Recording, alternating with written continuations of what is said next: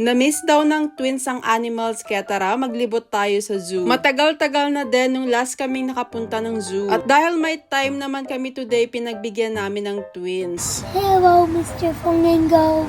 Alam nyo naman si Charlie and Chino, mahilig talaga sila sa animals. First stop namin is itong mga flamingo. By the way, kasama nga din pala namin yung tita ng twins. Based din sa weather forecast, uulan daw buong araw. Kaya kung makikita nyo, makulimlim talaga. Pero buti na lang hindi pa bumubuhos yung ulan. Kaya din siguro ko konti lang yung tao dito sa zoo. Yung tiger dito, masama yung pakiramdam niya, so tulog siya kasi kailangan daw ng injection. Kaya lumipat na muna kami dito sa mga giraffe. At habang nakatambay kami dito, ayan, dyan na nga nagsimulang bumuhos ang ulan. Buti na lang din, saglit lang at tumila na din. Pinagbibigyan ata kami makapaglibot. Ang mahal din kasi ng ticket dito sa zoo, kaya sayang. Anyway, naglibot-libot pa kami dito. Medyo nakakapagod nga lang din pala talaga kasi medyo paakyat siya. Doon kasi sa pinakang tuktok is merong castle. And syempre, habang papaakyat, doon yung makikita yung mga animals. Si Charlie and Chino nag-request pa nga na picturean ko sila dito. Diba? Super cute ng twins. Maalam na din talaga silang mag-request na magpa-picture. At nag-i-smile pa nga ang mga bata. At dito, tingnan nyo, super sweet nilang dalawa. Inalalayan na ni Charlie si Chino para hindi na siya masaktan. Nakakatuwa silang makitang ganyan talaga. Nag-i-start na nga din pala ulit umambon kaya yung mga animals, nagtatago na sila. Pero itong isang to, tingnan mo, nagkakamot pa dyan. Medyo nagutom na din kami, kaya nag-order na muna kami dito ng food. Pero tingnan mo si Charlie, ayun, diretso sa mga ice cream. Simple lang yung mga food dito, pero pwede nang pantawid ng gutom. Nagutom na din kasi talaga ang mga dinosaurs. After namin kumain, naglibot na ulit kami dito, tapos nakita namin tong penguins. Alam nyo ba, penguin yung pinakang favorite na animal ni Chino. While si Charlie, ang favorite niya is elephant. Yun nga lang, walang elephant dito. Naglibot pa kami para maghanap ng ibang animals. Sinasamantala na din namin hanggat hindi pa umuulan. Dito sa bandang dulo kasi, meron din ditong reptile world. So pumasok kami dito para makita yung mga snakes. And syempre, yung iba't ibang klase din ng reptiles. Mahilig din kasi ang twins sa mga reptiles kasi siguro mukha silang dinosaurs. Hindi pa nga natatakot at gusto pa daw hawakan yung mga snake. Yung daddy ng twins hindi siya makatagal kasi takot siya sa mga snake. Pero ang twins paig pa ang makipag-swimming. Dito lang talaga sa reptile world, halos hindi mo sila makita kasi kakulay nila yung paligid. Kaya dapat matalas ang mata para mahanap mo sila. Paglabas namin, meron kami dito nakitang elephant. O diba, meron naman palang elephant. Narating nga namin yung tuktok, so punta naman tayo dun sa castle. And tingnan natin kung ano ba yung mga meron ngayon doon. Actually kasi, second time na namin dito. Pero parang yung last punta namin dito, bago pa lang kami dito sa UK noon. So, medyo matagal na din. Ito nga pala yung castle dito. Diba? Super laki din niya. Last time, umakyat pa ako dun sa pinakang tuktok. Kaso baka kasi abutin na ako ng ulan kaya hindi na ako umakyat. And sabi nga namin, try na lang namin pumasok dito sa cave. Nandito kasi yung mga bats. Yun nga lang, grabe yung amoy dito. Naglibot na lang ulit kami, tapos ito yung sinasabi ko sa inyo na inakyat ko before. Pwede mo kasing akyatin dun sa tuktok niyan. Anyway, si Charlie and Chino nag-request na sumakay na lang daw kami ng train pababa. Napagod na siguro kakalakad ang mga batang to. At sakto naman kasi ito na nga yung train, so sasakay na lang kami. O diba, ang sarap nga naman umupo pagkatapos maglakad-lakad. Pero diba, ang galing pinagbigyan kami makalibot kasi hindi umulan ng malakas. Sulit pa rin ang libot namin.